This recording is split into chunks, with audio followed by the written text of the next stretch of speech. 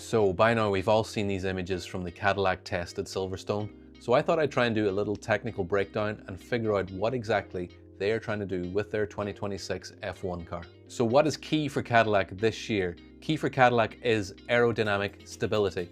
They want a car that is stable and predictable, and that is very important for their first year in Formula One. Don't forget, this is a very difficult season to be entering into Formula One with the 2026 regulations. So if they have a solid foundation that they can build on, that'll make their journey in Formula One that bit more easy. So how are they going to achieve that? Well, first of all, they are incorporating a pull rod suspension system, which you can see highlighted there in red. So what a pull rod suspension system effectively does is it lowers the center of gravity of the car by bringing all the springs and dampers round this region as opposed to them being up here. So when you've less space occupied up here, you've less aerodynamic baggage, and therefore you can create better airflow by making the car more narrower at the top. And if you're wondering where you've seen it before, you've seen it in the 2009 Red Bull.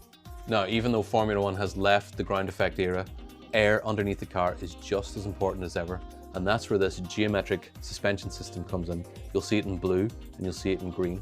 Now effectively what that is, it's anti-drive and pro-drive, and it keeps the car stable even throughout braking and acceleration. So the car doesn't lurch forward, it doesn't squat, it just makes sure there's a consistent airflow traveling underneath the car to keep it more stable. Now what you lose in this system is mechanical grip. For instance, in the push rod system, you would be able to set up your car a lot easier and the car would ride the curbs a lot better. But Cadillac seem happy. What they lose in mechanical grip, they will gain in aerodynamic stability. And they can find mechanical grip elsewhere through setup and through tires.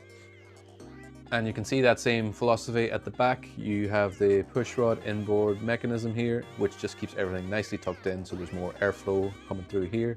And you have the anti-lift wishbone just to prevent the car squatting during acceleration. Again, you'll lose more mechanical grip, but it just keeps everything nice and stable to keep a consistent airflow going underneath the car to keep everything nice and balanced. Now we're seeing a new concept here for 2026. It's like a horizontal wing on the front wing end plate. I mean, the air is just going to be messy coming over the tire. So what you want to do is basically create better airflow going around the tires all the way around side pods. Again, it probably helps create more front stability. You want to increase your airflow going underneath the car, just like the rear. You want to keep everything nice and stable. Make the air work underneath the car, make it work for you. So this is a very steady approach for Cadillac in 2026. They're a brand new team. They're entering in a very difficult era with active aero. So they seem to be prioritizing just making everything nice and stable, nice and safe. Maybe they can just get race finishes, get more data on track.